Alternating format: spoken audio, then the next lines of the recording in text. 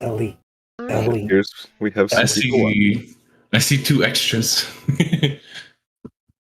Wait, what? We have some observers. We have some shadows. All right. Well, we're live. Hello, shadows.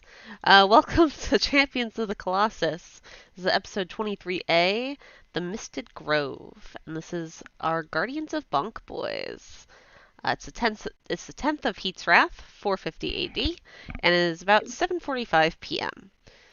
The weather is clear and warm with like a slight chill to it as they enter the forest. Last time, about a month ago, totally haven't forgotten everything that's happened.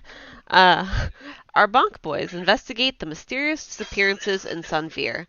If you can hear the coughing, it's my lovely husband who doesn't have the cove anymore, but sounds like he has tuberculosis now. The townsfolk are scared of possible ghost activity and are seen saging and putting lines of salt in their home. They run into Captain Huckabee, who fills in the group on who has gone missing and when, noting that if the pattern continues, another disappearance will take place in 2 days' time. The local tavern keeper, a dwarf named Helgret, seems to be easily spooked when speaking with her. Investigating the 2 delegates' rooms, a strange noise is heard from outside one of the windows. Following the strange noises, the group runs into Harry, the younger brother of the most recent disappearance, a young girl named Jane. Harry led him to his mother, who in turn led them to a duck pond on the edge of the misted grove where Jane was last seen. There, the team witnessed shadowy figures circling the edge of the forest, just out of clear view. Words. Voices from the shadows repeated sentences they had heard in Sanvier that day, as well as statements they had yet to hear. After the shadows rang out a repetition of Koso's "Who are you? Show yourselves," the forest went quiet. The Bonk Boys paused momentarily, then stepped foot into the mysterious misted grove. And that is where we will begin today's session.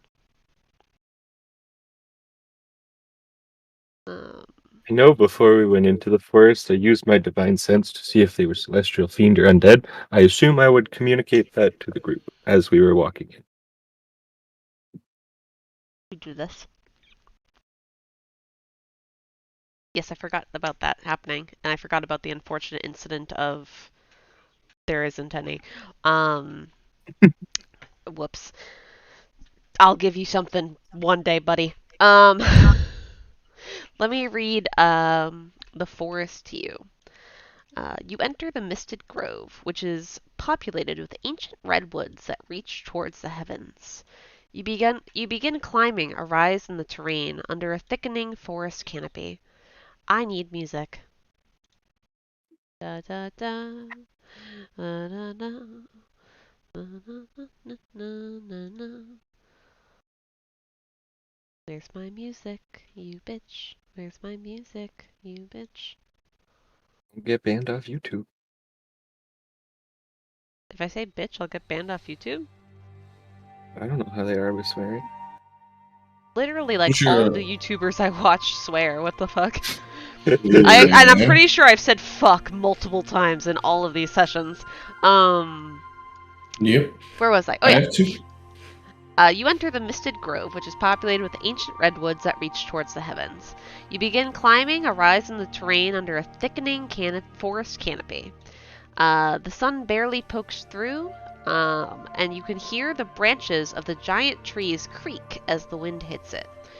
Twigs snap beneath your steps, and rocks occasionally tumble, disrupted by your pace. The path, originally smooth, thickens with boulders and exposed roots as you make your way deeper into the forest. What are you looking for? What are y'all doing as you're walking down this path? Well, I believe we left off on a cliffhanger with there being lots of voices spinning around us very loudly. Yes. So look for those, I suppose. And also, didn't Brend find the footprints that we followed? I believe we were following footsteps deeper. Yeah. Well, and I forget who was the one who found them, but All right. somebody did. You're right. If you I think it was just not Koso. If you I want do think it to, was not me. Yeah. if you want to track, roll a survival check. If you want to look around for signs of shadows, voices, or something weird, roll a perception check. We'll roll a perception to look around. And Uh-oh. Ryan's getting that bread. In true Laurent fashion. In true Laurent fashion, you're like, oh, those are pretty trees. Just walking around. Not really paying attention. You're like trying to look around, see if there's anything weird, but then you always get distracted by like some other like foliage or something. Does anyone else want to roll? I feel like I might have been one of the people that did the footprint stuff, so I'll do a survival. I would Check. assume at this point, unless you guys are not communicating with each other, that you guys would all know that you're following footprints. But Mention I'll keep on it and do that. Alright. So you start following these tracks. And as you move forward, it takes about an hour before something changes with the tracks. During that hour, the sun out of the night sky finally finishes setting as it gets darker and darker. Wow, I can English really well today. Sorry, I've been very scatterbrained all day today, so please yell at me if I'm being awful. The air gets crisper, cleaner, and cooler the more you travel inward. And while you're walking, you notice after a while that you're kind of just walking in one straight path. It hasn't turned at all yet, but you do notice that the tracks start to go off the trail towards the left of where you're standing.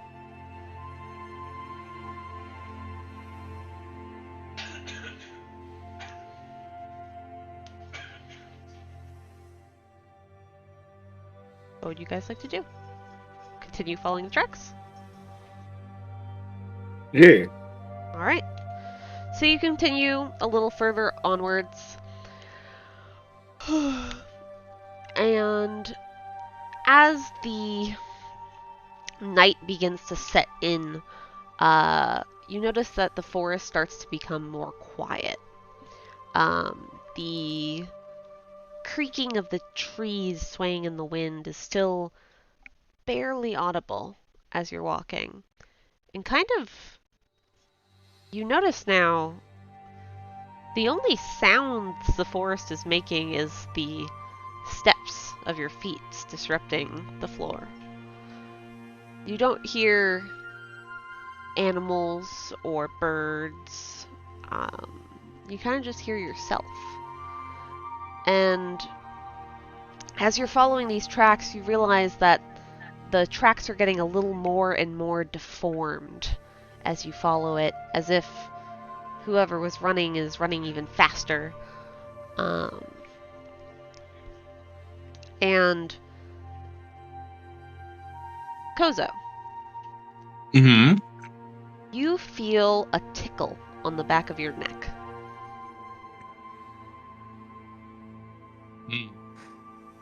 I whip my head around to see what it is. As you whip your head around, you knock a piece of Spanish moss off of the trees, and you look up and see that this moss is hanging all along the trees, and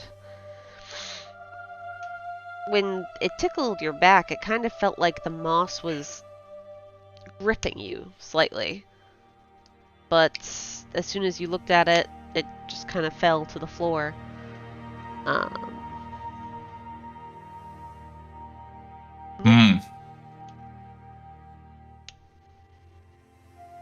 Koso will Just keep walking. Okay. Look creepy. So you guys travel a little further, and you hear a clinking noise from above. It's about 15 more minutes of walking.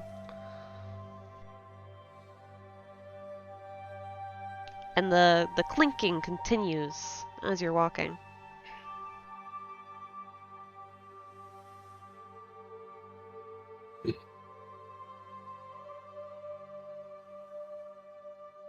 A clinking noise, you say. Does it sound metallic?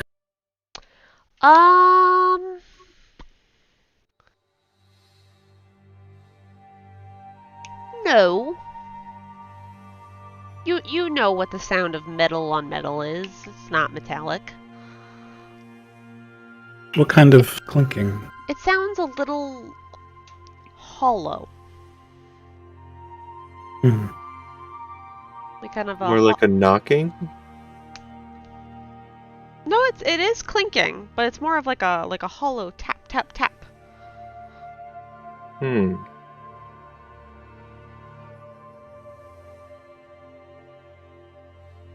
Where'd you say it was coming from? Above us? Yep, above you. If I look up, do I see anything? There we go. You look up and you start to notice that the moss hasn't disappeared, but between the mosses, hanging on the not the top tree branches, but pretty high up there, you see what looks like little chimes hanging on the tree branches. And you see these almost gray sticks kind of cling together and make that hollow sound. Hollow clink.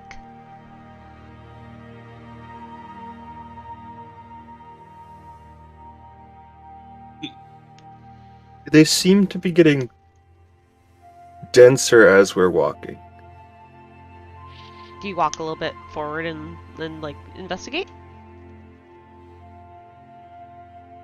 I mean, I guess I'm confused. Is the alternative doing nothing? I mean, the alternative is just look up and determine if it's dense. Yeah, are you, sorry, I think I'm misunderstanding a little bit here. Is there one set of chimes above us, or are there many? Multiple sets multiple of chimes. Multiple chimes, okay. Gotcha. That's why you're asking about the density. Got it, okay. Yes. Would Brendith be aware of any, like, religious significance of chimes like these, or anything like that? You can roll me a religion check to see if you've heard of anything like that. Wow. With a 21,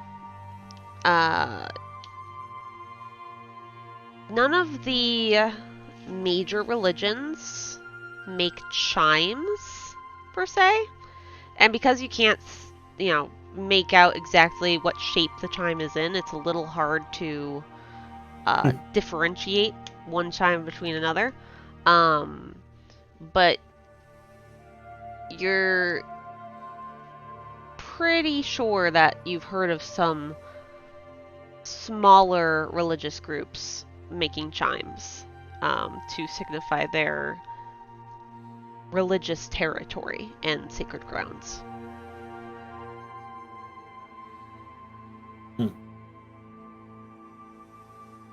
Chimes like these remind me of religious grounds and holy places.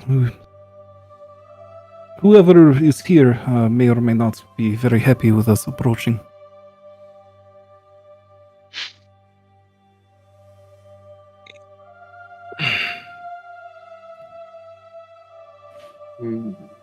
Should we go another way?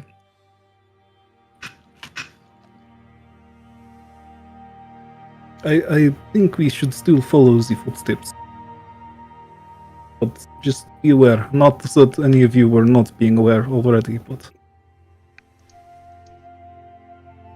Alright. I agree. So you travel a little bit further, and the wind chimes do in fact thicken a little. before kind of thinning out again. But the tracks remain constant as you walk. And as you get about 15-20 minutes further down the trail that you're following, you hear a voice from up ahead. Hail! You hear. And you see a over kind of like, not the horizon, but like just coming into your vision, you see 3 figures walking up to you. The first, a blonde human wielding a giant greatsword strapped to her back. The second, a halfling covered in some pretty heavy armor, and wielding a staff. And then a tiefling, who is wearing a very simple robe, and is holding a wand in their hand. And they smile as they see you and wave you over. Hail! The halfling says again. Oh, thank goodness, I thought we were the only ones in this forest. Yes. Stay back a bit, if you would, please. Just for the moment. Oh! And he pauses and waves down his 2 companions. Sorry, Yeah, folks. Oh, sorry. No, that's okay. I don't mean to spook. We're actually trying to find our way out, if you know the way. He's quite alright. We just... The last voices that called out to us seemed... prone to trickery. Oh! And not be too cautious, you see. I'm sorry that happened. You folks happen to know the captain? Oh, Captain Huckabee? Lovely lady. We actually came in here because she needed us to get rid of some dire wolves. They were pretty hard to fight, and a couple of them ran away, so we need to get back to the village and rest up. And try again the next day, I guess. And the tiefling nods, and you can, if as you look closer at them, you can see that the tiefling has some blood on her clothing and a gash on her arm. Can I do like an insight check to see if they're telling the truth? Sure.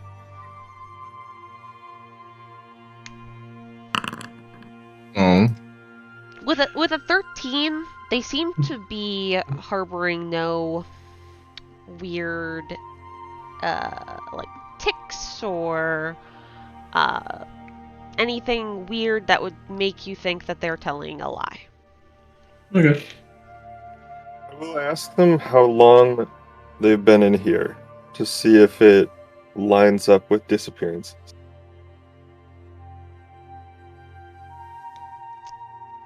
Oh, we've oh, how long has it been? And the woman that is wielding the great sword just chuckles and goes, "About a week."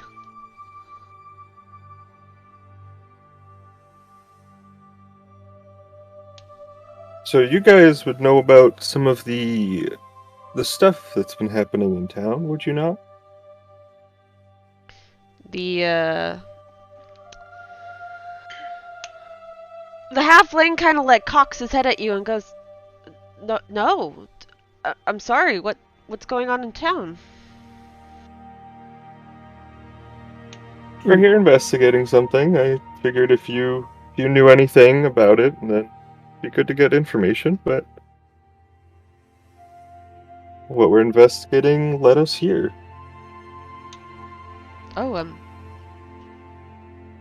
Yes. I wish I could be more help. I really don't know what you're talking about, though. Could we have your names, please?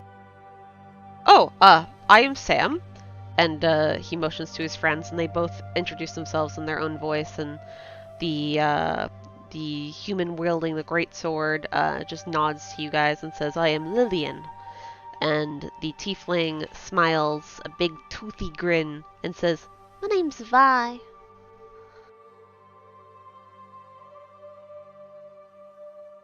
We're adventurers, you see. I see. Yes. These are.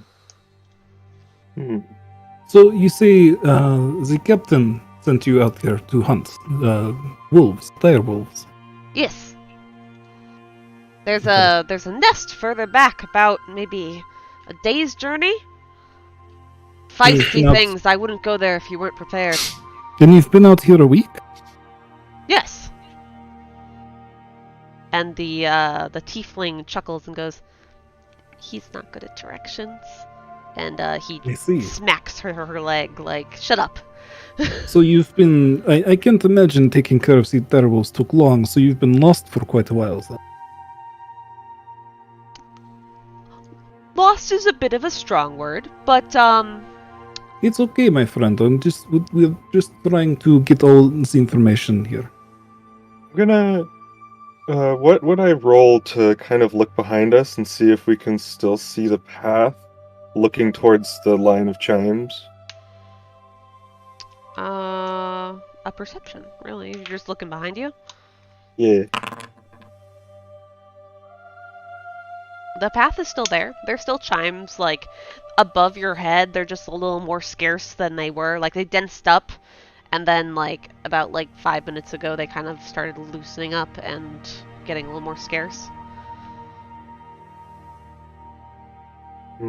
Okay. Was the tiefling Lillian, or was that the other one? Sorry. Lillian is the human. Human. The tiefling is Vi. Vi, thank you. Okay. Thank you. Vi, you appear wounded. If you would like, I could take a look at that. I am a trained professional doctor. She smiles and goes, "Oh, I'd love that. Sam here's not using his last bit of mana for the day. He's I'm worried that he's gonna need it later." And Sam just kind of puts his head in his hands like, "I can heal you. What if we get ambushed by more fucking dire wolves, man?"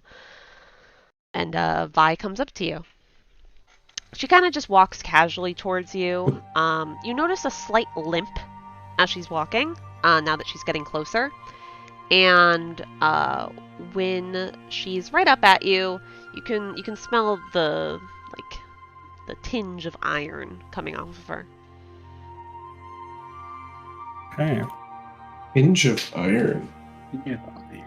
Here, let me see what is hurting you. And I'll use my field surgery technique. Okay. Which claims it is damage, but it is not. That I don't makes know why it sense. says. I'm pretty sure that's how healing spells work too, though.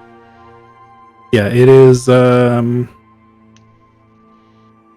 Oh, right. I just have that, so I can click it to remind myself of how many hit dice the target may expend to heal themselves, essentially.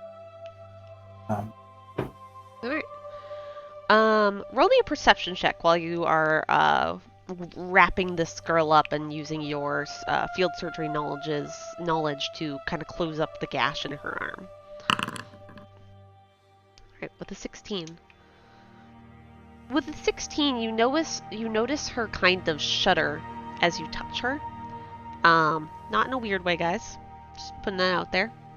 And as she kind of shakes all over from the treatment, you just notice that a lot of her wounds kind of, heal up almost completely, and even some of the blood on her clothes are a little cleaned off.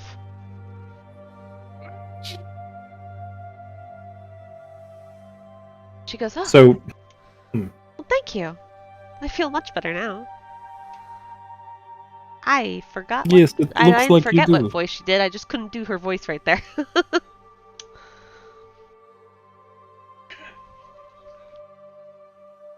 Did the wounds look like they came from direwolves to me? Is that something I would have knowledge of? Could I roll like nature or something for that potentially? Yeah. You can roll me nature. I won't have you do it at disadvantage, even though you already healed her without asking. Okay, fair enough. Thank you. It's a fair question. You'd be looking at it. Mhm.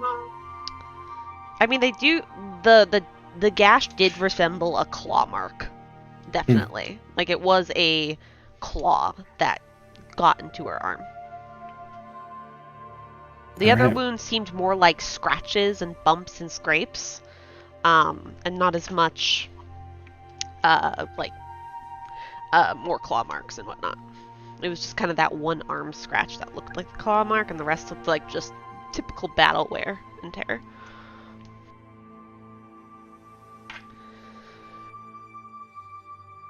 Alright. Are either of the two of you wounded as well? Oh no, Sam healed me up. I gotta be tough for the rest of us. And, Lily and Sam walk a little bit closer, now that Vi is with you guys. And Sam goes, yeah, we're okay. She was the only one that was, left a little injured. Would you happen to point us in the right direction? We're not lost. I would love some assistance. Well, I assume at least one of you is decent at tracking if you're able to track down the direwolves. Yes? We traced a set of footprints on the way here. You may be able to trace that back out. Oh, okay. He looks down and he looks like he's trying to study the ground.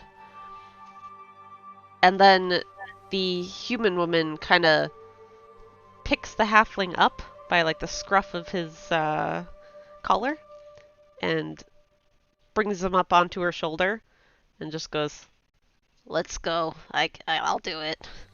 And she starts following the tracks. And Vi waves at you and says, "Thank you for all your help." Of course, hopefully you make it out of here soon. Fingers crossed! And she... Before you go, I just wanted to ask. You said you've seen no one else in here. Did you see any signs of life or anything? Wait, shit, hold on.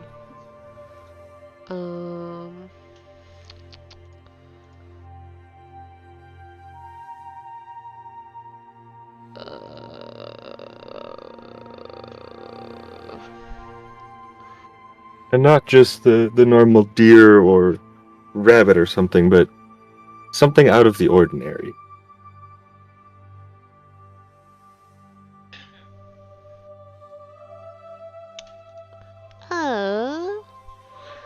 Sorry, I was looking at something. I mean, not really. It's... strange. I didn't see a single rabbit while we were in here. And she just kind of looks around and scratches at her horns. And goes, "Yeah, you're the only humans we've seen so far."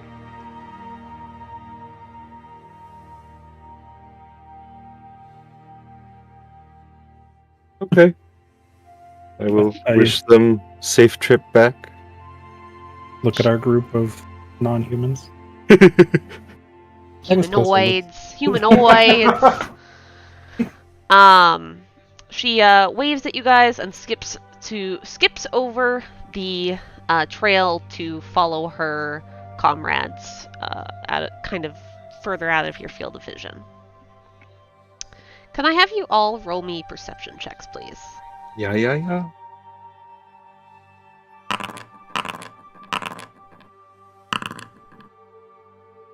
Guess 13's my number today.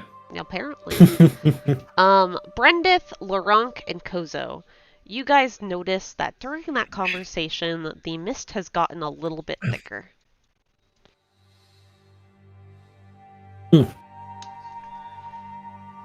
Hmm. Not so much that you can't see while you're walking, but it's gonna make tracking just a little bit difficult.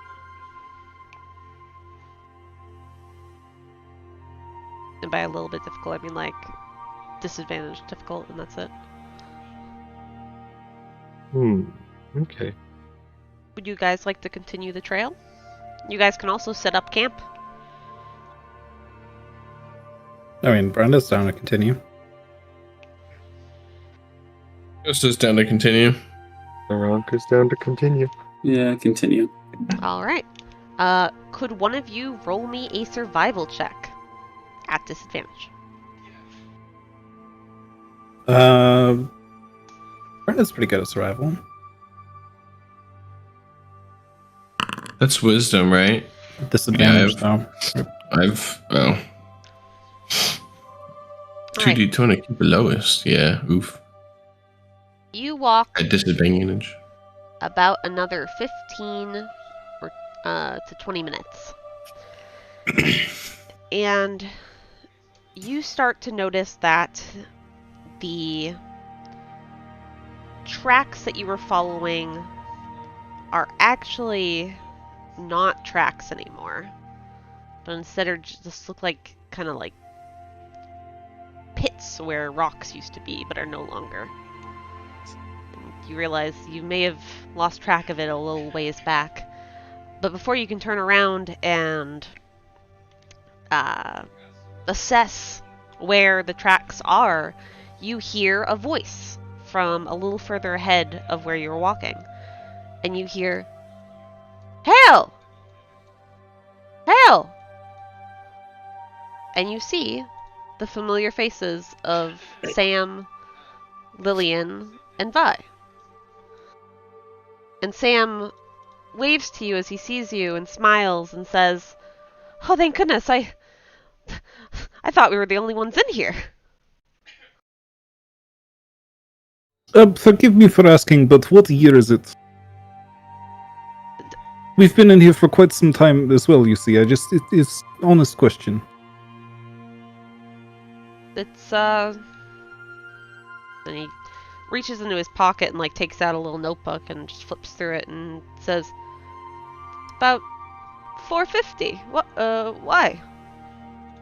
Thank you. That is what I thought, but my friend here, and I'll just gesture to Laurent, was certain that we had been in here longer than a year. It's been so long. I had to check. So thank you for confirming. Yeah, of course. Strange question, yes. I apologize.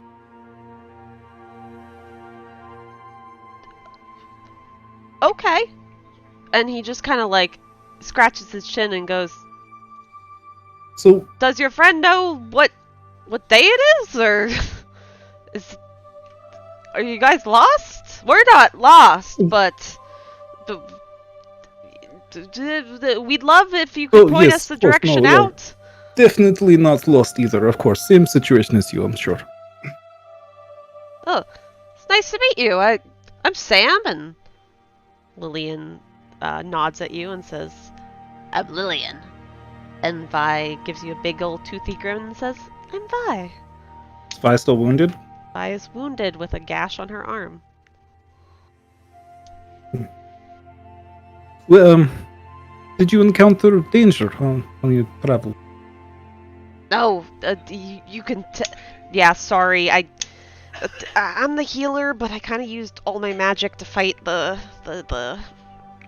dire wolves, and I'll heal her come morning, but you know, it's a little rough. About a day's journey back, there's a nest of dire wolves.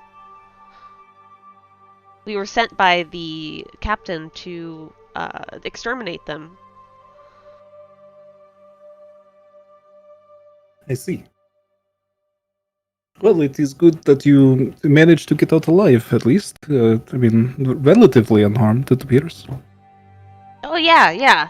We're actually gonna go back and gather some more supplies and head out and finish off the rest. A couple accidentally ran away. What are you guys out here for? The same thing, actually. A different nest of direwolves, down that way, and I just kind of point off in a vague direction. Oh. Wow. Yes, a big problem in these woods, yes? I mean, Captain didn't say it was a big problem, but who am I to know? Well, how long have you been in here? The situation out there has changed. Oh, just for about a week, I think. You know, if you need us, you can wait here and we'll be back with some more supplies. We're stationed here until the summer. I see.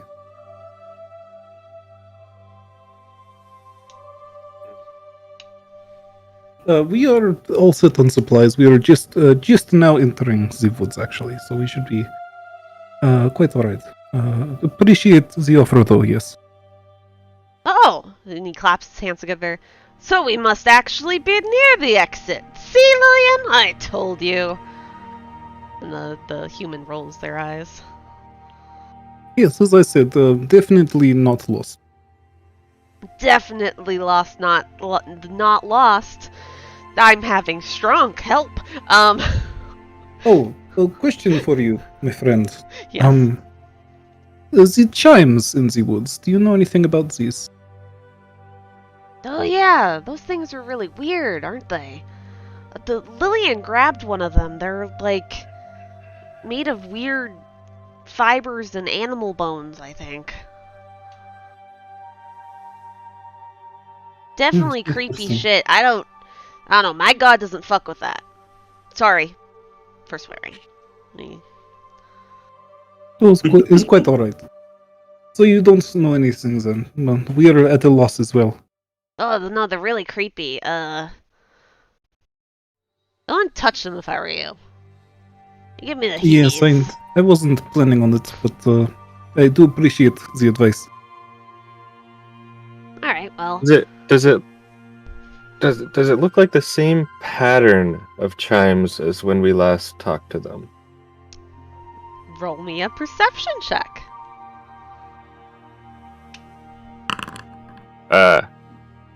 True the wrong fashion. Maybe. They might be the same ones. Is that particular redwood tree the same exact tree that you went by? Maybe. All the trees look the same to you. That's kind of all you get from the three, I'm sorry. Yep, no, I wasn't expecting that much. And Sam kind of just like smiles at you guys and goes, "So you guys came from that way? Is that the way? Straight ahead?" Oh, yes. If you just go back the direction we are coming from, yes, this is the way. Oh, okay, perfect. Thank you so much. And he goes out to shake your hand. I'll shake his hand. Roll me a perception check.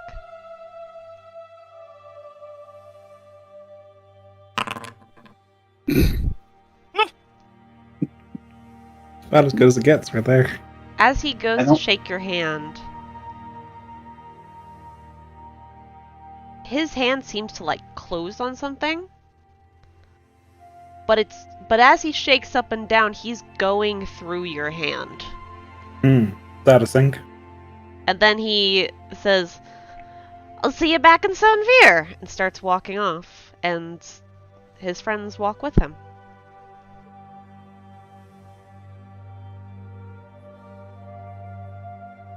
We want to talk about what just happened there.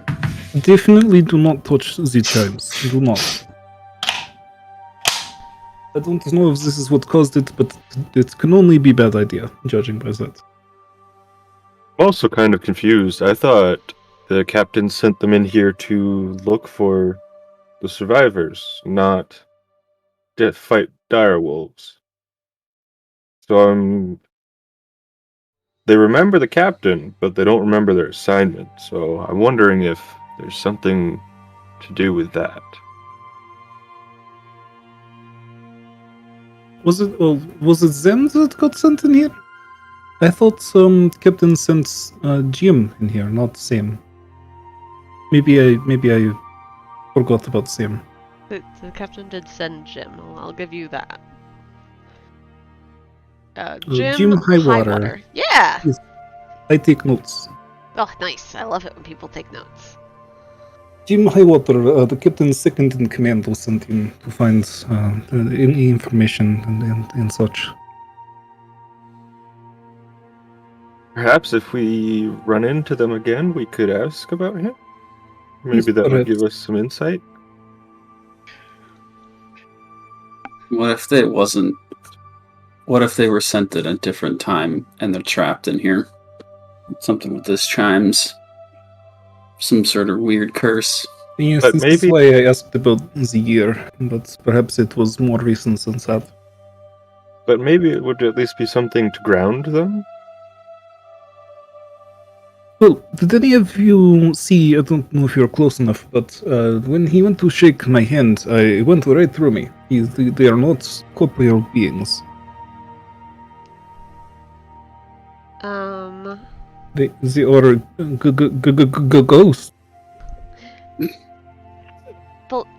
Thelonious and Laurent. Can you guys roll me intelligence checks? Intelligence checks, just flat That's all. intelligence. Just flat. Am I just is Koso just not smart enough? No, it's because kidding. of the things they said in the conversation. That's modifier, right? Yep. How to roll almost What a the nat fuck? one. What the fuck? What the fuck? There's a 2. All right, Damn. Thelonious, you just nod and like continue with the conversation without remembering anything. Laurent, it's the middle of summer, almost the end. And you distinctly remember Sam in the last conversation that you just had with him before he walked away. He said, "We're stationed in Sanvier until summer." Give you guys a little bit more RP knowledge in case you missed that. They've been looping their loop for a bit. I will share this with the group.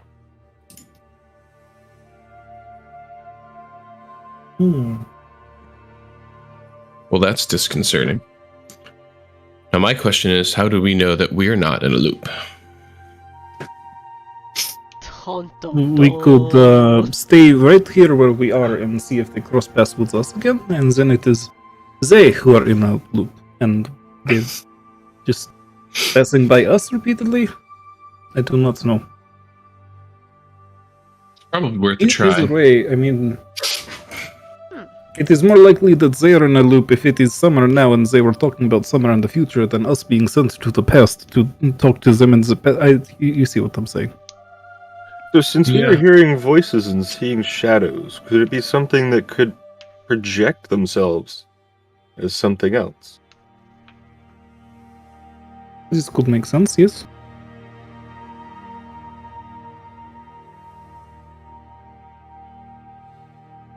Was that a question for the DM, or were you guys RPing that? I was Yes. just kind of RPing it. Okay. I don't know if you want us to roll something to see that, but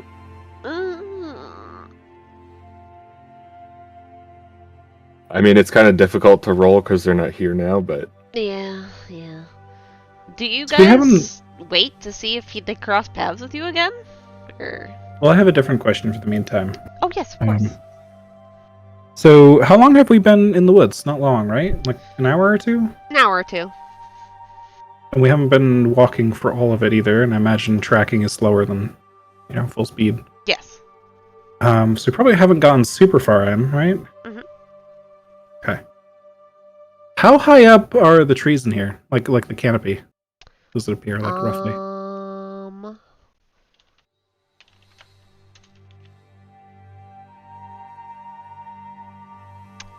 Somewhere between 250 and 300 feet tall. Holy fuck. That's pretty tall. These Ren trees just are casts very his tall. ability and starts They're- walking up. They're redwoods. It's like the human Yeah, that makes redwoods. sense. Makes sense. Makes sense. Damn, that's brain. slightly taller than my brain was thinking. Yeah, Sam. I don't know why I didn't think of. I think the image we have here is I was like picturing that, but yes, redwoods now makes sense. And like I said, the chimes aren't at the canopy. The chimes are kind of hanging lower, kind of at the 10 to 12 foot range above the ground. Oh. And it's not uniform. It's not like they're all at the same exact height, but it's kind of in that range. See. The Spanish moss is also kind of at that range. But you do see like little specks of it higher up as well. Mm-hmm.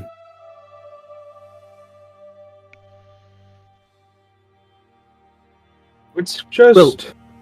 As you all have seen, I'm sure, at this point, I am quite good at climbing, and I was thinking to climb up, see what I could see from higher up, perhaps above the canopy, but I also am cautious about being potentially separated from you all if there is something spooky going on here, especially with us being able to find each other again.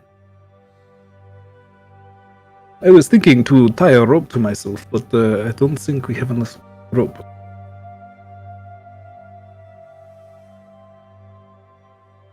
I have 50 feet Yes, of two different types of rope. I'm sorry, I should have made the trees shorter. That's okay. They are what they are. My brain was, I want nice redwood forest. Yeah. So I you have also 100 feet. 50 feet. I too have 50 feet. So that's 200. Also? Let me have a look.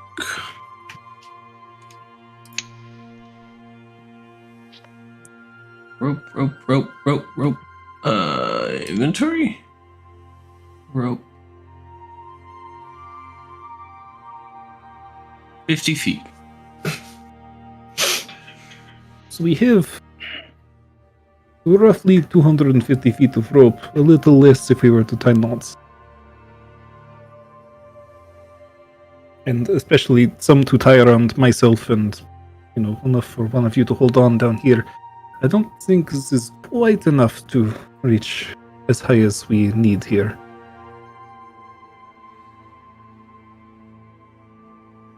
Unless one of the rest of you is also good at climbing and can climb partway up while I go the rest of the way. Do we at least want to start by seeing above this overgrowth of moss to see if the fog thins or thickens?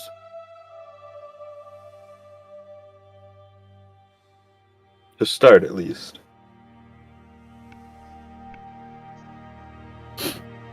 I mean, I suppose it could not hurt to get at least a little bit higher, but I think in the mist getting higher won't show us much.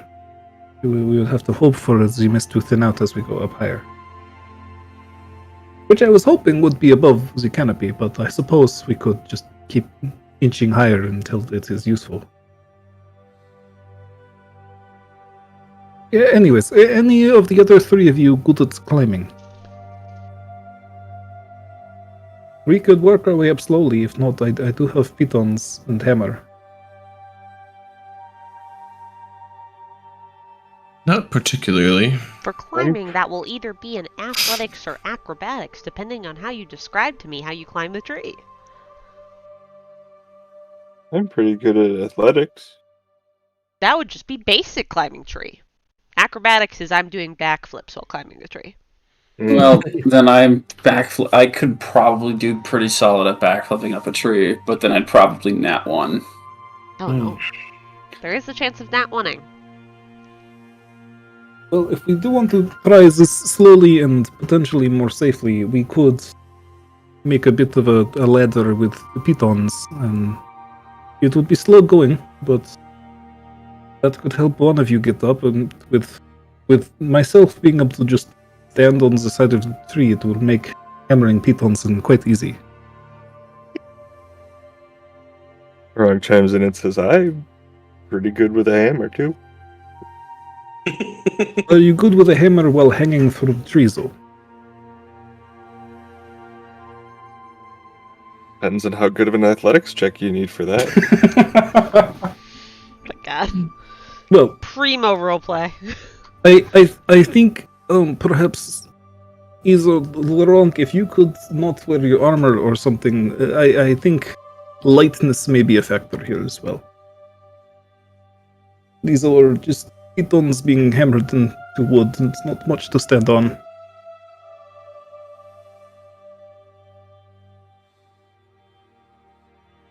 Laurent takes off his armor and puts all of his weapons except for his maul with Koso and says, "Keep this safe." All right. I just put it down on the ground because I'm not a retainer. And Brandit will begin the slow process of hammering in pitons for Laurent to climb up, and then taking the ones from beneath him out of the tree so he can hammer them back and higher, and so on and so forth. This is the fucking best shit ever. Alright.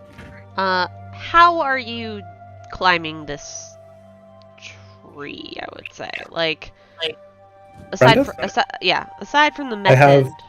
I can walk up vertical surfaces because Oh right, it's right. just a feature I have. Yeah. I can just put a foot on the tree and it sticks, and I just Spider-Man my way up. Alright, you're a Spider-Man. Yep. You don't have to make any rolls. Laurent, how do you start climbing this piton scuff?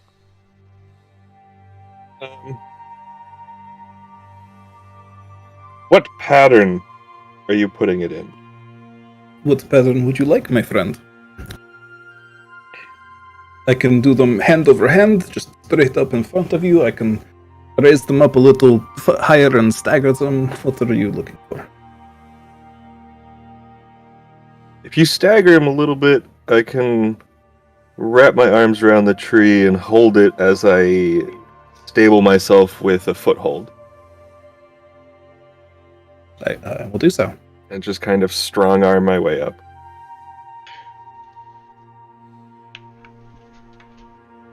Okay. If you are strong arming your way up, please make me an athletics check. Alright. How far are you putting these pittons, Brendith? How far up are you letting him go? I feel like Brendith would know exactly anatomically how high they like to get the maximum potential out of Laurent's movement here. I know the lengths of his joints and everything, I'm sure. Okay. What height would you put him at on a 250 tall tree? Oh, you're saying, okay, how high up am I taking him? Okay. Yes. I thought you meant like how far am I staggering them? No. I take him up like 50 feet or so. Okay. So there's about 200 feet left above you. And as you look down, you notice that the Spanish moss and the chimes are below you, far below you. Make me a perception check as you're passing the 10 to 12 foot range and start to see these chimes more up close. Both you and Laurent can make this perception check. Uh-oh.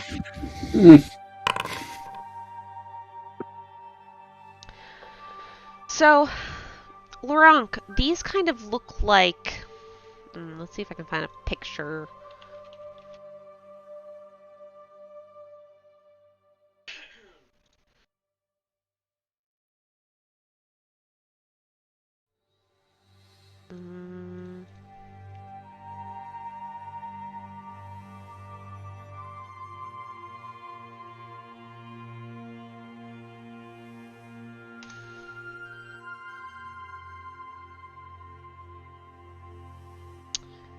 Laurent, these kind of look like some strange curved sticks bound by some black wire. And these little sticks are kind of just clinking together and making that hollow sound as you walk by, or climb by. Brendith, as you walk by, because you're walking on the fucking tree, you are a man of human anatomy. of a man of science. This looks like two clavicles bound together by black hair, with black hair dangling rib bones from the clavicles. And those rib bones are clinging together to make the chime sound. But as you get to the 50-foot mark, those chimes are well below you, and there's no other chimes up this tall in the canopy. It's a little difficult to see your friend Koso and your friend Thelonious. You can kind of make out movement as they shift back and forth between little gaps in the moss and chimes that you see. But it's a little difficult to see them. And up above, you can see that the moss is starting to thin, and it's starting to become just straight up branches and the treetop canopy. All right. I will head back down. Okay. And gather up all the rope and start tying it in knots at the ends so that... Or maybe I'll see if anyone else is potentially better at tying knots than me, but... Okay. That's the objective here. I guess so. Brendith basically looks to Koso and Thelonious and asks you both if either of you know how to tie knots. Do any of you guys volunteer to be the tyer of knots? How do you know if you're good at that? Yeah. That'd be a sleight of hand check. It's a basic. +6 on that. This is not bad. Let's see.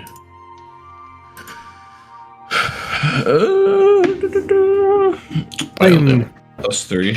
quite confident in my steady hands when holding the scalpel, but not so much with tying knots and rope and such. If you would, please, Thelonious. Give it a go.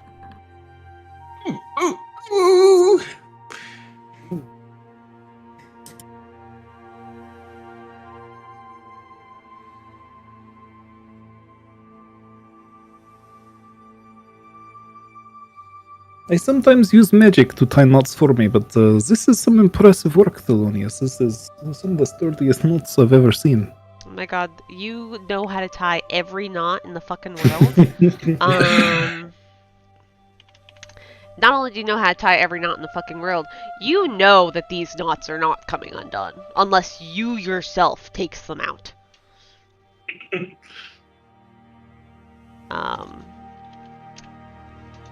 And your confidence kind of sheds off onto Brendith, and Brendith is... You're kind of impressed. Indeed.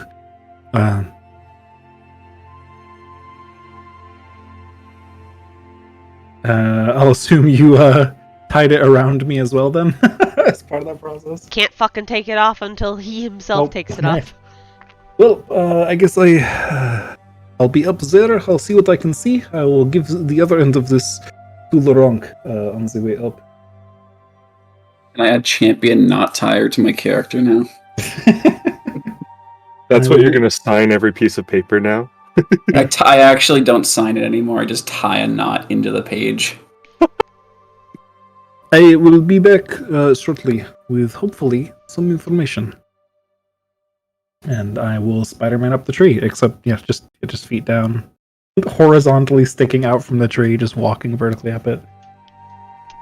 Occasionally you have to lean this way and that way to avoid, walking into a branch. But otherwise you're able to make it up the tree without any issues. Gotta dodge the moss on occasion. As you near the tops of the tree, it sort of starts to splinter out into smaller and smaller branches as it kind of forms the canopy that you're going up to. And when you reach the canopy, you notice, strangely, that the very top of this forest has the densest fog. Do you go above the canopy? As long as I give a quick tug on the rope to make sure Laurent's still got a good grasp on it. Alright. I tug the rope. I tug the rope. I hold it as I'm clinging to a tree. Does it feel solid? You feel resistance as you're pulling. Okay, good. And I go above the canopy. All right. How do you go above the canopy? Climbing. I walk up branches and things. Okay, but as you reach the canopy, it's kind of like tippy top leaves. Hmm. Do you walk up the tippy top branches like that? I mean, if there's nothing like even remotely sturdy, then is that what you're saying? There's just nothing like even slightly that looks like it would hold my weight. Is it? Unless the spider climb or whatever climb is it spider climb? No, it's just a feature. Does it It like is technically called spider climb, but it's not the spider climb spell. yeah? Does it mention like weight at all or like support? Beyond third level, you can move up, down, and across vertical surfaces and upside down along ceilings while leaving your hands free. I mean, upside down along ceiling sounds like no support. So I guess you could go on your tippy toppies on these branches. It's a little weird, but I guess you could. Tippy toppies? Tippy toes. Tiptoes. Oh, I see. So you're saying there's getting less and less room for me to like actually step on. Yeah. Gotcha. Okay. The surface area has decreased. I mean, at a certain point, I can also like I don't need my hands, but I'm assuming it'll help me climb at a certain point once it gets a little sketchier. Like I can start actually using my hands to climb too. Alright. So you start to go up and out of the canopy to like the fresh air, night air, I guess, because it is about almost 11 p.m. at this point. Make me a wisdom saving throw. Oh, okay.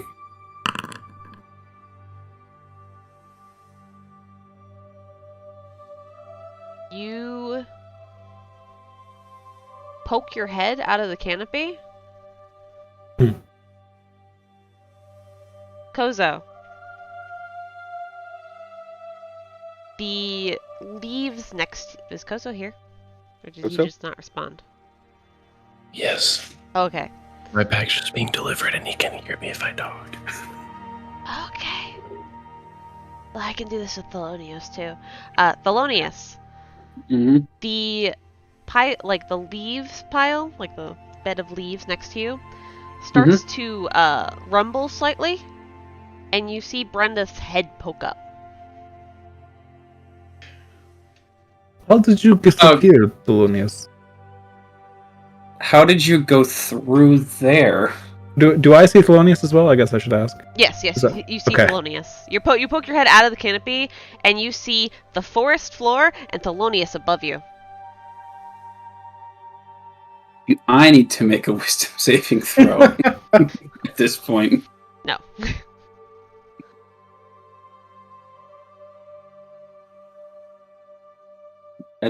Just get this point. I'm probably just gonna. I'm just gonna do it. Just how? I am at top of 3. How did you get up here? Oh, there are more trees here. I'm just gonna point at the tree that he climbed. Who put a forest on top of another forest? This makes no sense. Brenda, you can make me a perception check. And Thelonious, both of you, as you're having this weird conversation. Alright. Brandith and Thelonious. Although it's a little difficult to see because you can't really see too much, you both see Laurent, like, holding himself onto this tree that you climbed, and the rope is taut and leading straight up.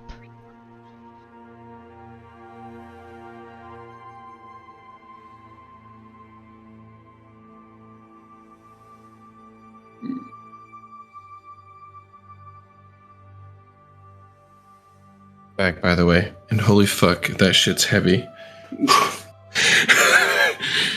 Jesus. I try to reach my hands up out of the canopy as well. Your little hands stick up out of the ground.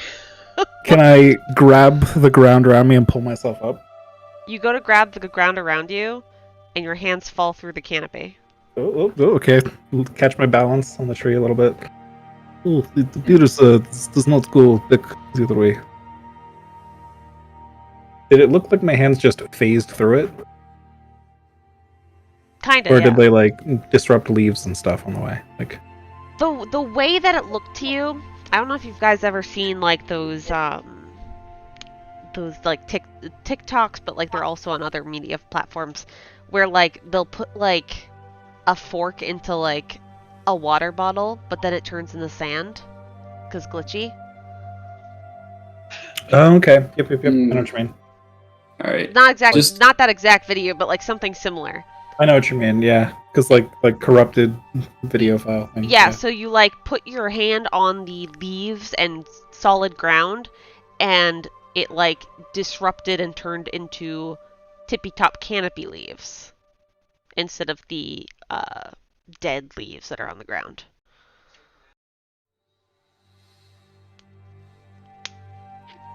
Interesting. Quick question: did we use all of the rope again? Just double checking. I'm pretty sure Yeah. you guys had to use all the rope for him to get All right. high up. Just making sure. Can I have a little bit of a short summary of what happened in the last like couple of minutes? Oh, yeah, sure. My apologies for being distracted. Brendith had Thelonious tie a rope for him. Thelonious tied the rope really, really good. Brendith climbed up the trees, saw that the chimes were made of clavicle bones and rib bones and hair. Laurent is holding on to a rope that's leading up into the canopy. Brendith is at the canopy, sticking his little head up, and now his head is at your feet. At our feet. Yes. And I'm still holding the rope that is leading up and taut. Which is why I posted this GIF. And, I can't wait to see them later. And that's why. And has Thelonious reacted? Yeah. Yeah, Because he Thelonious is pops like, out and he's "What like, the "Why fuck?" are you?" He's like, "Why are you up here?" I'm not up here. You're down here. And he has tried to he's tried to pull himself out, and he cannot. He goes through the ground if he tries to pull himself out. Which begs the question: can we pull him out of Koso? I was about to say, maybe not pull out, but at least try and grab my hand. See if it's like the handshake earlier. I'll reach out an arm. I reach out and try to grab Brent's arm.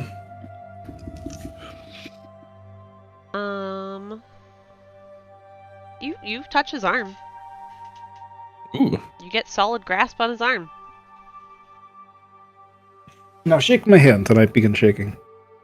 Yeah, you got solid shake. Solid None of the firm weird handshake. Solid decent- connection. No weird disconnection. No lag. No lag. Okay. No like.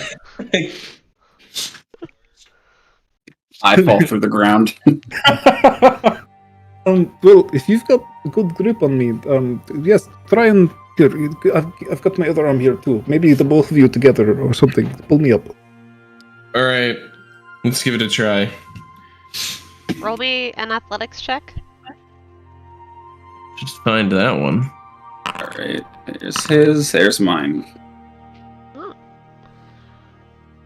Laurent, you are out of earshot and you suddenly feel a sharp tug on the rope that you're holding. What do you do? Well, we should have more slack on the rope. Oh, what? Because we had like 250 feet of rope exactly. You said the tree was like 250 feet tall. We put Laurent 50 feet up in the air. Should be a good bit slack left. Right, like unless it was higher than we thought it was from the ground or something. No, it's okay. I said 250 feet. My brain is doing like the weird meme with like all the math running by them. Oh yeah. While I'm trying to figure out, wait, hold on, did I actually miscalculate this shit? Alternatively, rewind. Laurent, you have about 50 foot of slack and you feel a little bit more tugging happening. You don't see Brendith. You can choose to wait since it's not taut just yet.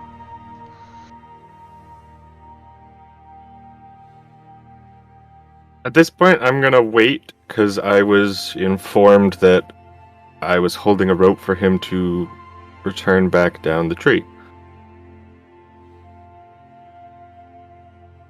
Alright.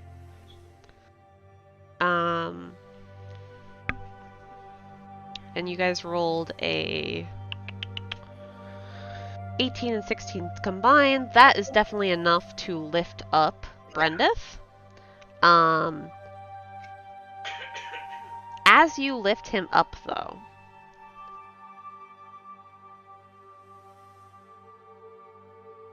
things seem to start feeling pin-cushiony. And For who? for all three of you. Ah, Oh, jeez. And as you guys feel pin-cushiony, you tug Brendith hard, and suddenly your feet feel slightly unstable, and you grip on to like the closest thing that you can grip onto to just not slip and fall, and all three of you are at the canopy tip top. Oh, Jesus. oh, well, this is not what I was hoping for. No, I hate this.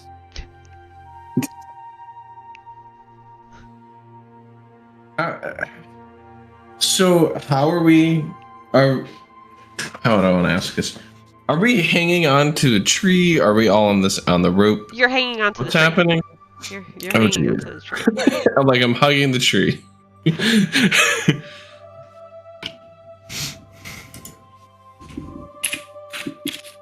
Hmm.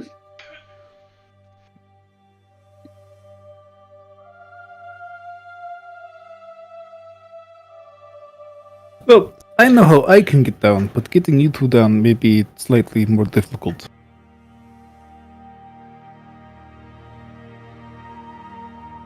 Neither of you have been hiding an extreme talent for climbing, have you? 'Cause now would be the time to speak up. Can I have the three of you roll me perception checks, please? I have slow fall. Can that make me not die if I just jump? By a certain amount. By a certain amount. Reduce any fall damage you take by plus 25. Probably not a good choice. Koso's Might be 30 now. attempt is just to skydive. That might be something you forgot to upgrade on your level, because I think it's 30 at this level. The maximum fall damage you can do is 20d6 damage. I'm probably not going to jump. Yeah, it's equal to Good 5 choice. times your... Slow fall is equal to 5 times your monk level, so it would be 30 now. Okay, I can edit that. Did you all roll perception checks? No, Koso Koso did needs not. one. Where is it? 20. I'm just trying to fix this too. Thelonious and Koso, you guys are gripping onto these little tippy top tree branches, and then it strikes you that the width that you're feeling with your hands is not the width of the branch you're holding.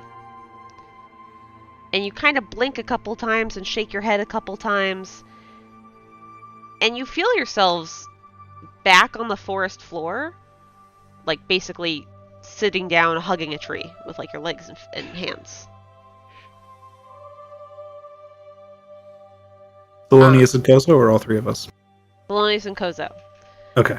Brendith, you still see Thelonious and Koso gripping onto these tree branches. And I had just recently asked them if either of them were very good at climbing down trees. I think it was the last thing that was mentioned. Yes. Hmm. I'm going to look at Thelonious and say, let's not try that again. They Well, no, ignore- we won't try that again because you're all up here. Well, you can't try I that thought you again. said we felt ourselves at the bottom.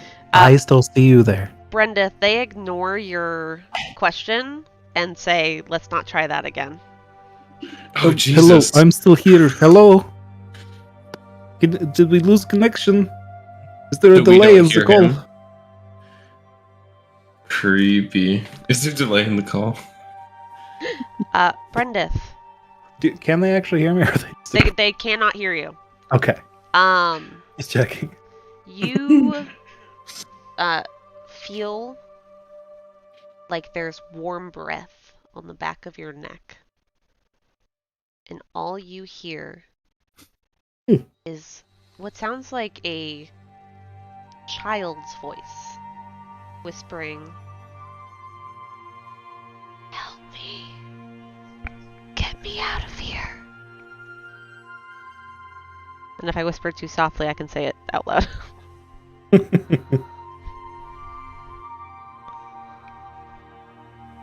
Well, I mean, as soon as I hear that, I'm gonna turn my head and around and see what I can see.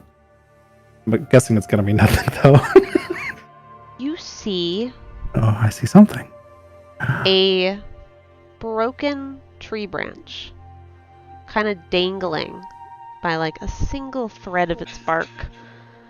And after you turn around, the branch seems to snap a little more and just kind of sway with the wind.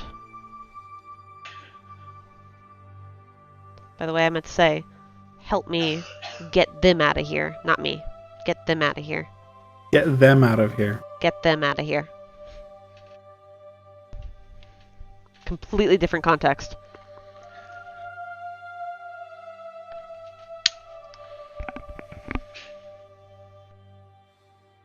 I still see Thelonious and Koso. No longer. Okay, turn back and they're gone. They're gone. The canopy is a canopy, and you can see the rope dangling down, and probably Laurent's down there, but it's a little blurry now that you're like 200 feet up. I start casting Mending on the branch. I kind of prop it back up into place. It's gonna take a minute, but see if it works.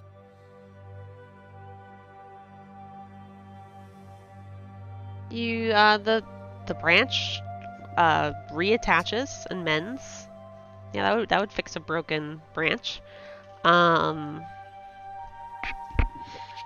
you kind of feel, some of the leaves kind of fall down and brush up against your skin, as if it's like caressing your skin. And you can have a point of inspiration. Ooh. The only skin Brenda is showing is his like cheeks and ears, so Yeah. Woo. Brushes up against you. Caressing you anyways, even if it doesn't hit your skin. Come on.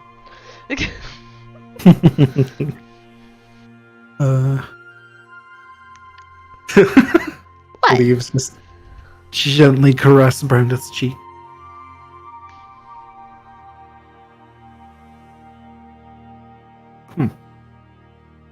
I don't know if this helped or not, but hope that helps. I don't know who they are though. Or who they who need to be removed are.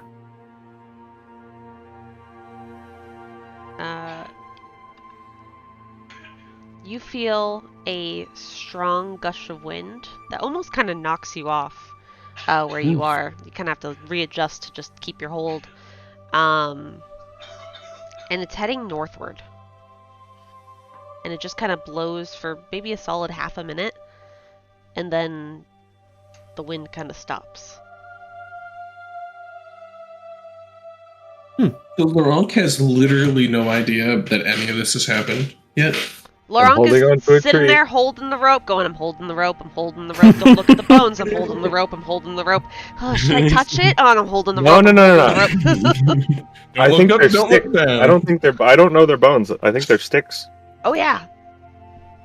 We're Spoilers. told very strongly not to touch them though. You were, Advised. I'm just making jokes over here.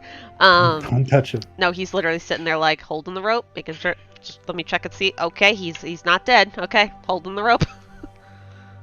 be fair, I probably have one foot on a piton, One my foot on a arm piton. around a tree.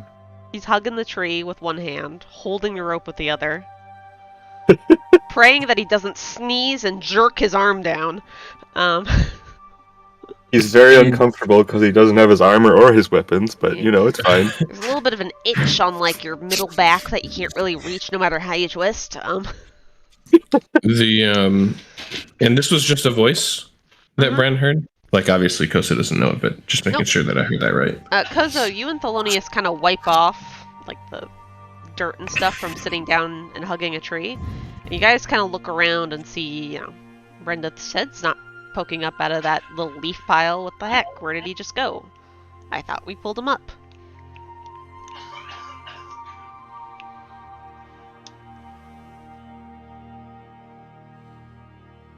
I'm gonna head down the tree, past Laurent on the way down, and help him climb down the pitons again and pull those back out of the tree. Alright. This doesn't take you too long or doesn't take any effort or rolls to make. I just say you do it. And you guys make it down to Koso and Thelonious. Well, that was interesting. Let's not do that again. So, a bit of an update. Well, I should ask first. Anything strange down here happen after you were unsuccessful in pulling me up through the floor? Not that we noticed. We just ended up back here. I see. I mean, Okay. it can ignore that being strange. Yes. Well, I said sense that, but yes. Oh yeah, I was interpreting it as like after you disappeared Yes, back for a- to. For a brief moment, I could still see you at the top of the tree, but I take it that this is not what you experienced. You were ignoring me if you could hear me, and I choose to believe that you just could not hear me. We were there, and then we weren't. You I didn't see. say anything, so Yes, this is what I saw as well, but there was a bit of a delay where you were there, and then I turned away and turned back, and then you were not. But anyways, I heard a whisper. It said to help me get them out of here. And there was a broken branch. I healed the branch, and I felt a gentle breeze heading north. I don't know if it's trying to tell me something or not, but it was there. It was a very coincidental timing if it was not trying to tell me something. And then I came down the tree, and while I was coming down the tree and helping Laurent, I had a thought. We have passed some people here in the woods. Could they be them? Did the tree or whoever spoke to me, this mysterious voice, ask us to help save these people who are here? Is it these people who we met? This Sam and Vi and Eliana, etc.? Or is it the people who were trapped in the woods in the first place? The disappearances, are they the people we must get out of here?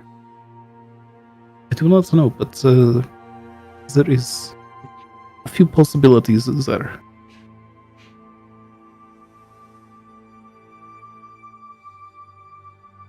Anyways, that is what happened to me at top 3.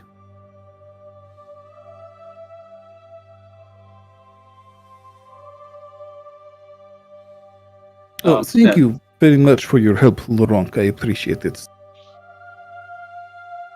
You're welcome. And Thelonious, can you get this off of me? I cannot manage Yep. to let me thank just you. get this and untie all of the ropes. Appreciate it, my friend. Alright.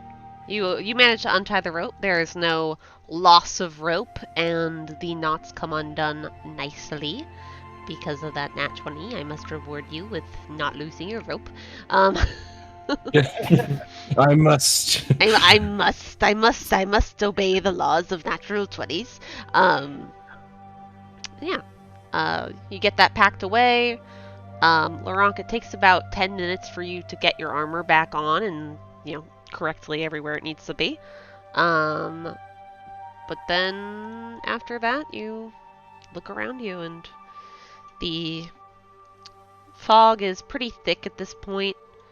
The air seems a little bit colder than it was when you first started walking through the woods, and you shiver because now you can kind of see your breath as you speak. And was it always this cold in the woods? It's getting pretty late, right? It is about 11:30 p.m. Okay, yeah, I wasn't certain if this. Yeah, so 23, 22. Perhaps we should set up camp, and I'm not personally against heading in a northerly direction. We lost our trail, so we don't have any other. Anything else we're actively tracking? Koso, as you say this, you hear fast footsteps coming from the south. You all do. All of you do. Oh. Do you guys hear that? I'm going to turn towards the direction of the steps and see if I can see what's coming. All right. I don't know if that's perception or if you're just going to make something happen. Uh-oh.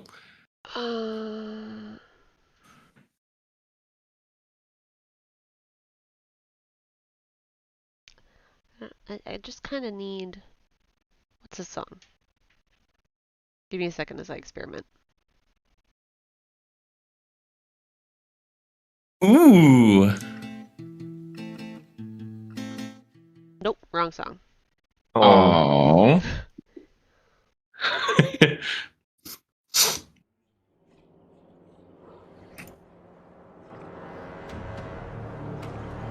This is the song.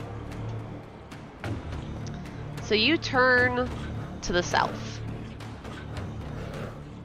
and you see a blood-covered Vi, the tiefling, Oh my god. running. And she doesn't seem to see you as she's running straight towards you and looking straight towards you. She's grabbing her arm, which is limp and has a long gash along it and is bleeding quickly. And as she runs, she staggers slightly and leaves and almost falls completely to the ground, but manages to get herself up.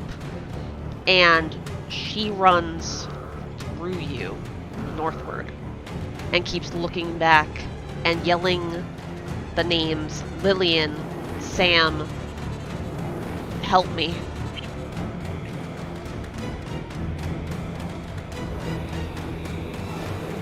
What do you do? She's still running at us, or has she run past us at this point? At this point, she's run through you and is like physically went through your body and is running northward. As she I'm going to looks- be shocked, but kind of prepare a fighting stance in the direction that she was running from. Same. You guys prepare a fighting stance and you look where she's looking in terror. And you don't hear or see anything Wait, in that direction. Sorry, for clarification. South, where she was running from. Where is she's what I running was talking from about. is where we both want to look. Yeah. Like, whatever she's running away from is what we something. want to I'm look. trying to look. Oh yeah, no. I'm trying to see the thing that she's running from. You look where she's running from. Okay. Okay. You do not From. hear or see anything in that direction. Okay. All you Fair can enough. hear is her footsteps further northward. And her scream. It appears we have two choices. What are these choices? The more I think about it, there may be a third. We could wait here, see if something comes, run in the direction that she came from, or chase her ghost or whatever is going on here and learn if something new happens. Yeah, I'm gonna chase off after the ghost. I'm gonna turn and chase after the ghost, kind of in silent agreement. If we don't see anything coming from where she was coming from, then taking off. Okay. Both Koso and I are pretty Yeah. fast too. Felonius and Laurent as well? Yeah, I don't think splitting up would work. We'll do what's good here. Laurent will follow, but he will keep an eye behind as well. Okay. We'll get back to that music later. Don't worry. That's nice music. So you follow the sounds of her footprints, or footsteps. Footprints, my god. Footprints don't have sounds. And her screams, and her panting, and a blood splatter that you see, a blood trail. And just as you are about to hit this kind of little clearing in the woods, the sounds of footsteps and screams and panting goes silent in an instant. You emerge into this small clearing and see the wreckage of a campground. You see a campfire that has just cold ashes within it. There are 2 tents, slashed, destroyed, and broken. Broken and destroyed. Bleh. And you see Vi face down in the forest floor with her arms ripped off and bites of flesh ripped out of her body. You also see a mutilated corpse of a halfling dangling off of some nearby branches. Holy and fuck. what looks like just left of a half an arm on a greatsword that is laying on the ground. The hand still gripping the greatsword. If you follow the blood path of that arm, you see just the torso of the human that you had seen earlier.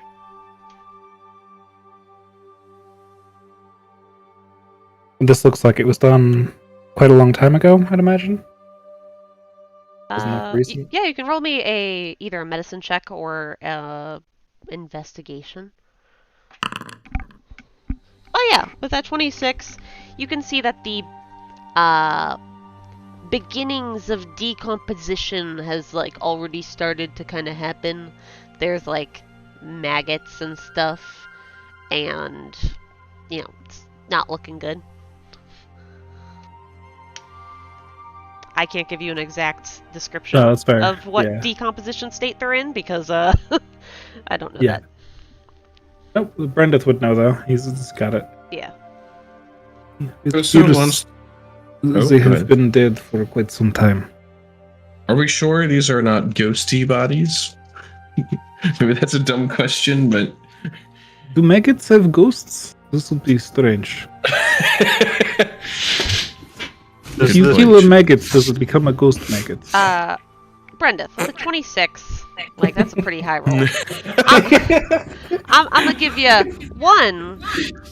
You're pretty sure that these bodies, you can't really estimate exactly when they died, like the day and time. But you can kind of summarize that it was about 3 months ago in spring that they probably died. oh my god. It's been quite some time. And with your 26, you can physically touch them. They have, items in their pockets. They have weapons on them. They are cold to the touch, but you're able to physically move them. You can touch them without your hand going through them. These are the actual physical beings of these spirits that you're seeing. Yeah, that probably would be what Brendith would do first as well. Just run up to the dead bodies and touch them to see how old they are. That's a very Brendith thing. Let me be the corner. Hold on. Poking and prodding. Internal temperature is... If it's been 3 months, the internal temperature is the external temperature. starts fucking poking, pulls a couple magnets out. Estimated time of death. Turns away from us, nibbles on the maggot. It picks up a maggot and just like licks it. And I'm like, yeah, this is about 3 months ago. Yes, and I put it back where it was. Oh my god. Is the sword very recognizable?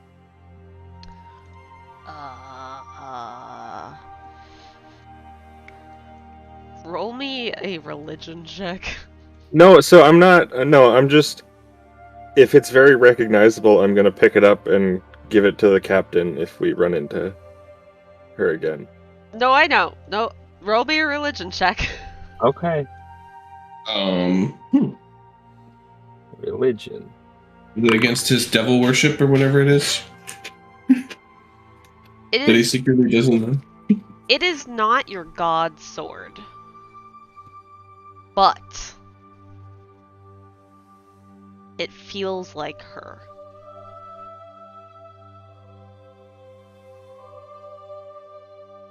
The foot.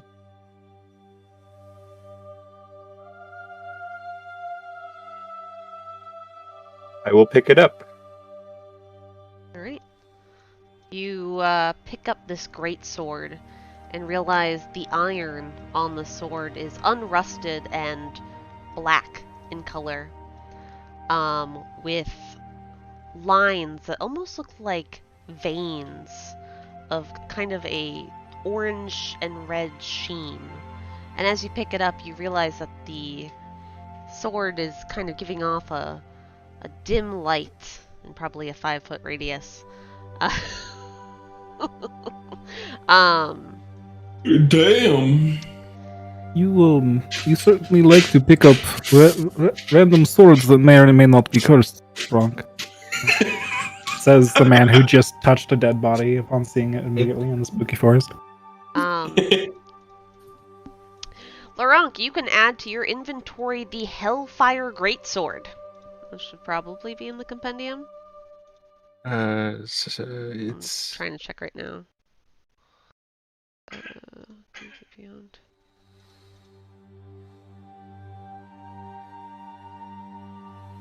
This is not how I thought this session was going to go. This is great. Yep. Hellfire Greatsword. This weapon is fashioned from infernal iron and traced with veins of hellfire that shed dim light in the 5-foot radius.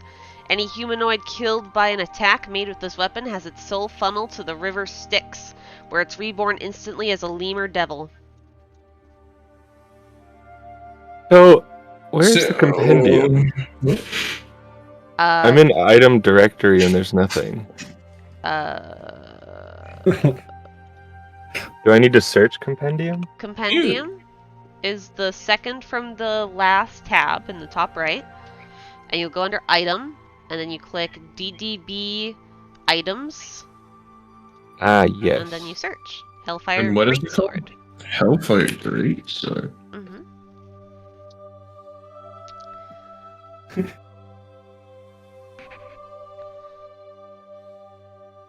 Hellfire Greatsword. There it is. Put that in my inventory. It's sold funnel into the... Holy fuck. That is a way to go. Yes, yes. Laurent trips. Oh. Falls on the sword. A Lemure Devil is what you don't want to be, by the way. What does that even mean?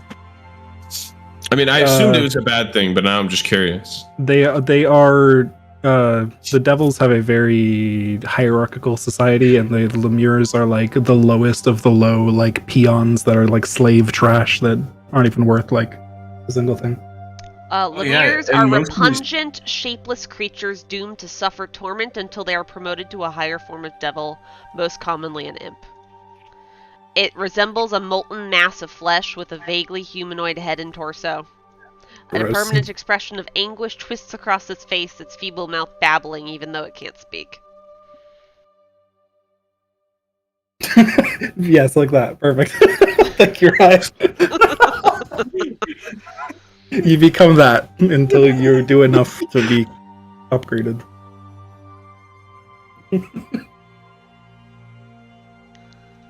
That's fucking crazy. Holy shit.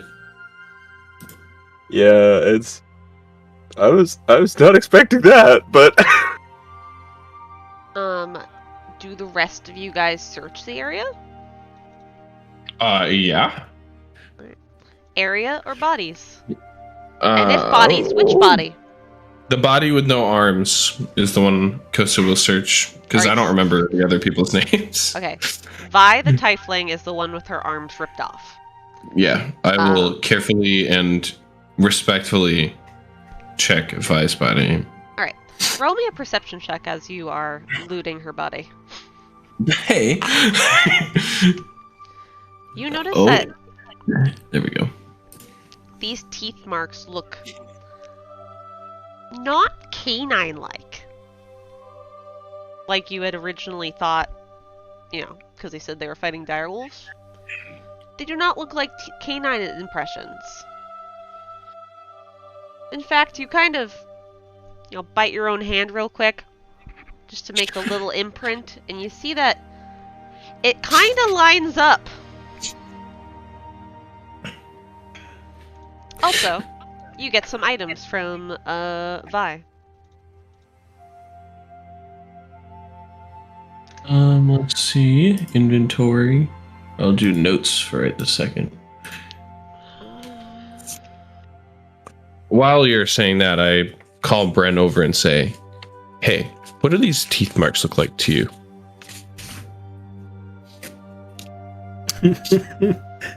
I'm guessing, I mean, you're the Does medical a, professional, so I'm looking for does a- confirmation. Does a passive 21 medicine help me?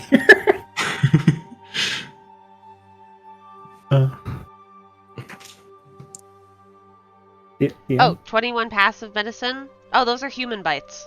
Yeah, okay. This is more of a like how I'm telling everyone thing, but also like making sure that our healer looks at it too. Yeah. This Yes, isn't yes. quite what I expected based off of the story when we first met. No, not quite, no. Yeah? Since the sword that I just picked up, I can tell like the radiation that it's giving off. Mhm. I'm going to go search the body. Of the, 'Cause you said it- the torso? You said the sword was like hanging in a tree, right? No, the halfling's hanging in a tree all mangled. The sword has the hand of the human attached to it, but the arm is kind of ripped off, and her torso is over on the other side of the clearing. The fact that I said that out loud. Damn. Yes, that. Yeah, I will go check the torso to see if I find anything, because I feel the presence. Alright. Koso, what you find on Vi. The first thing. You find a...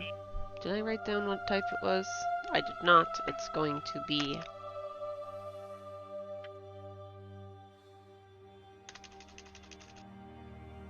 Yeah.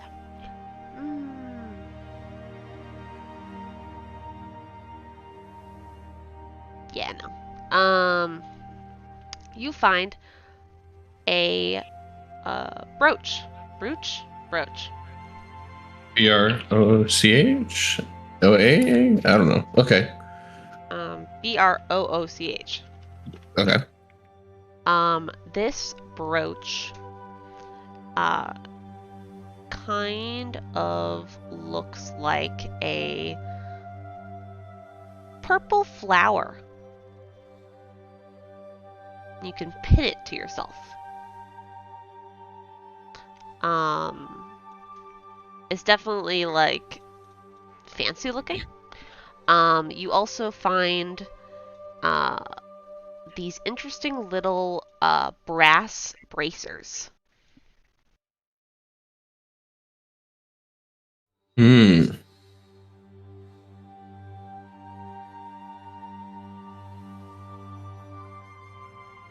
You monks wear bracers? You wear braces of... Everyone told me to go for braces of defense, but might not be helpful to wear stuff. Since I do the punchies. Yeah, since you Is do there- the punchies. Are there other things that I found? You find the bracers and the brooch, whatever it is. Nice. You haven't identified these yet, so put in unknown bracers. Anyone who has anything to identify, bring it over here. I've got I'll just set up shop right here on the grounds in the middle and start churning through things. I'm gonna bring my things over like Antiques Roadshow style. Right. How long does it take to identify? 10, 11 minutes, actually. Alright, I assume over time while everyone's searching the things you'd be able to locate 10 minutes. Koso, put in your inventory bracers of defense. While wearing these bracers, you gain a +2 bonus to AC if you're wearing no armor or using no shield. You need to attune to it though, so you can't have it right away. Mhm. Would Laurent have brought me the sword? If he Yeah. didn't know what it was yet? I'll get to that. Okay. Yeah, yes, he would have brought you the sword because I already told him what it was. And it would be that exact thing.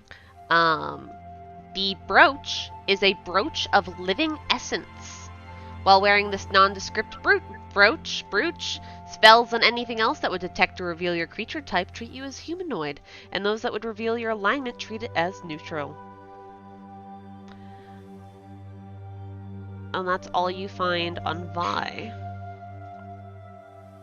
So it's saying like, if I weren't a human and somebody used the spell to reveal my creature type, it would just be like human. Like it wouldn't say that's what the result would be. Like it Yes. affects the result of the spell that somebody would affects use the on result. me. It basically like fake results the spell, and this is like if you were a mimic pretending to be a human. It wouldn't pop up mimic, it would pop up human. Okay, that be makes a- more sense. And if Could you you were be a fucking mimic? what? Would it work on a minotaur? If they were I mean like they have to look human or else the person who's trying to detect who you are can so like Okay, that's fair. they have to be disguising themselves in order for it to actually work. Can I add these to my inventory? Is there a button? You should be able to drag and drop it from the compendium. Oh. These are all Okay. I already looked them in the compendium. I just didn't know I could do that. Yep, you can just drag it to your sheet. And if you can't find them, please let me know and I'll just make it for you. I didn't double check to see if they were all in the compendium, but they should be. Laurent, you go to inspect this torso and you see that there is still, stop coughing, dude. There is still a there's still a satchel around the torso. And in the satchel is 2 potions of healing and 6 rations. Ooh. Surprisingly unexpired rations. As Laurent is taking a look at that body, I bring him back the sword. I feel like he wouldn't know what it was until I actually took a look at it anyways. Makes sense. Laurent, this sword is, you let me take a look at it. It's not good. I'd be very careful with this. In fact, I would say beyond not good, it is evil. I think we should put this away. Why do you say that? Well, you see, I am an expert in magical items, and I was able to identify what this one does. And, weapons kill things. Yes, all weapons are designed to harm and kill, but this weapon sends people straight to hell. Do not pass go, do not collect $200, straight to hell. So they will suffer. Go. It guarantees their suffering. And changes them into a devil. And not an powerful, impressive devil, it's a weak shit devil. That is interesting. I would recommend we kind of put this away and not use it.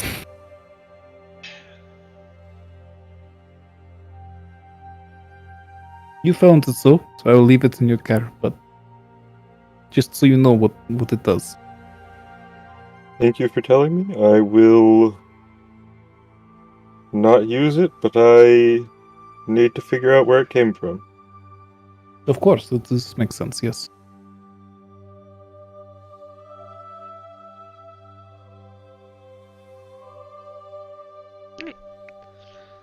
Do any of you guys search the halfling dangling in the treetops? Not treetops, but the trees. I mean, I'd definitely get him down, at least. Alright. Climb up the tree. Do you do this before you finish all your, you're identifying, or after? I mean, if after my identification nobody has taken the halfling down from the tree, I will do so.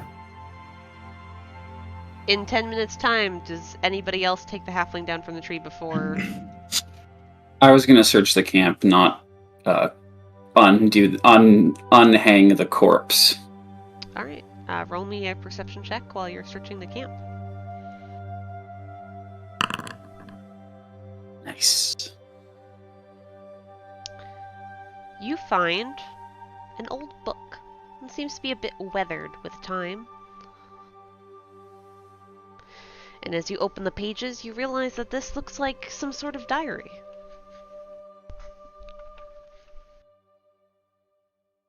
And I start reading more into it. Right. The diary, without trying to go word for word on improving what the actual excerpts say, is written in a kind of a very beautiful handwriting, and the person writing these diary entries always writes at the end of their entries, sincerely, comma, Sam.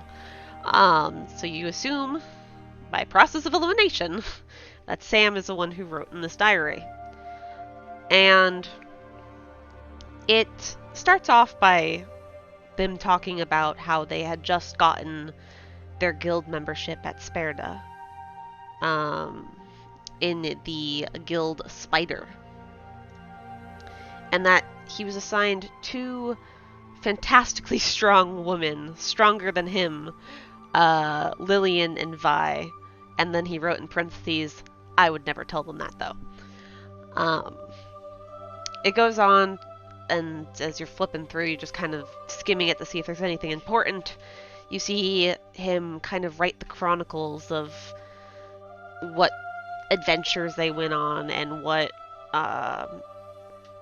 monsters they had slain. And the most recent couple are a little bit shorter than the others.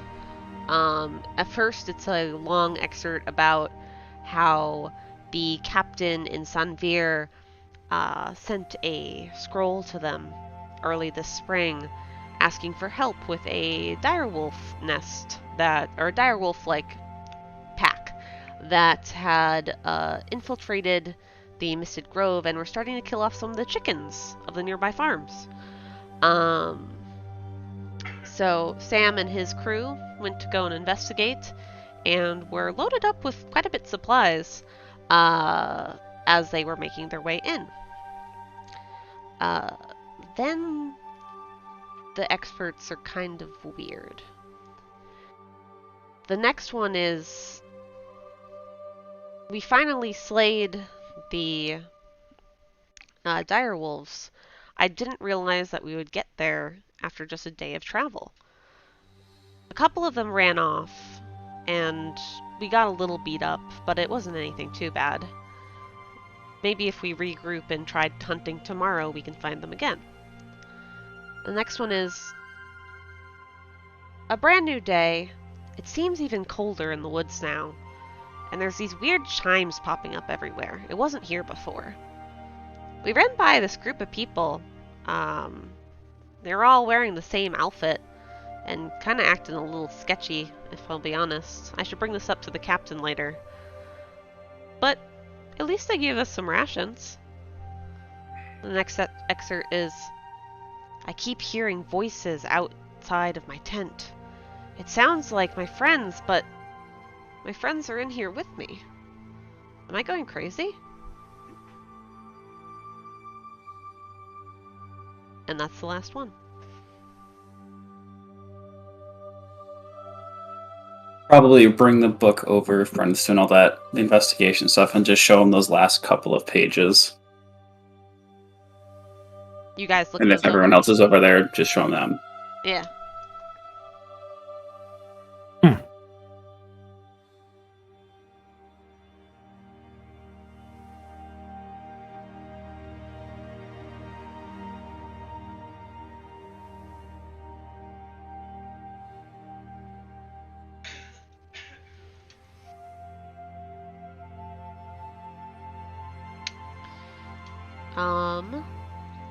As you guys are shifting through this diary and reading it,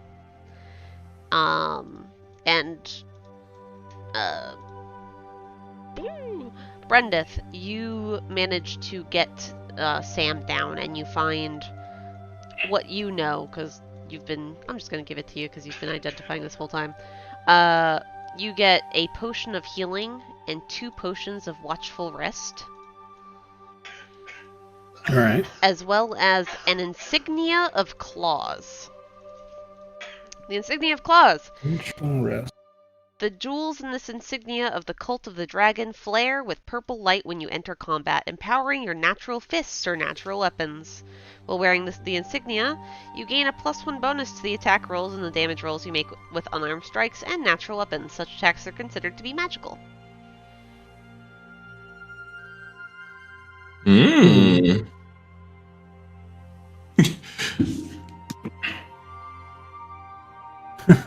What do I know about the Cult of the Dragon? Or is that part just not relevant in this universe? It's less relevant in this universe, aka I just didn't look it up. But that's totally fair. It's if you just want to part of the mechanics of it. I just want to make sure it's not something that has like a deep implication, because that sounds spooky. No, it's nothing where someone would look at that and go, I know what you do for a living. Okay. Koso, this might be good for you. This is well, you punch a lot and you kick a lot, yes? I do enjoy punching. This will give you just that little extra oomph. I take it. Thank you very much. Yes, of course, of course. Alright. Koso, you can add the insignia of claws to your inventory. Woo! I wonder if someone else would be better off with the brooch of living essence than me. Because I don't think it'll do anything for me. I will hold on to it if you do not need it. Yeah, why don't you do In that? trade, yes. Alright, I'll delete that from my... Okay. So, Brendith, you inventory. have the brooch of living essence, the potion of healing, and the 2 potions of watchful rest. Koso, you have the bracers of defense and the insignia of claws. And then,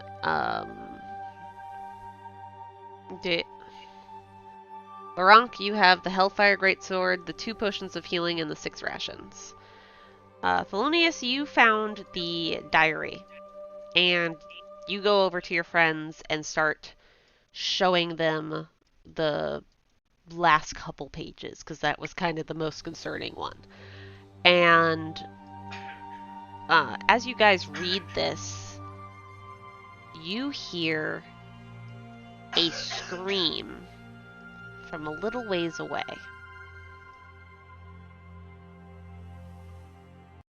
And it sounds like Vi's scream.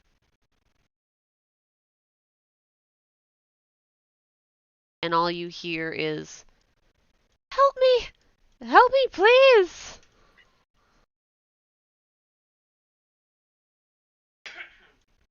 And I hope you don't mind if I just go like a couple minutes over to kind of wrap this part up. That's fine. Oh, dearie. We'll start going towards the yelling. There, you start going towards the yelling. Did the rest Well, of you go?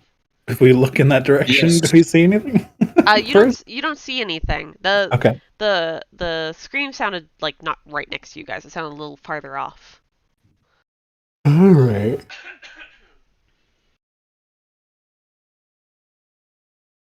Well, I do not want to abandon these bodies if we cannot find them later. I would prefer to give them proper burial, but this is not the time for this. So I will head off as well.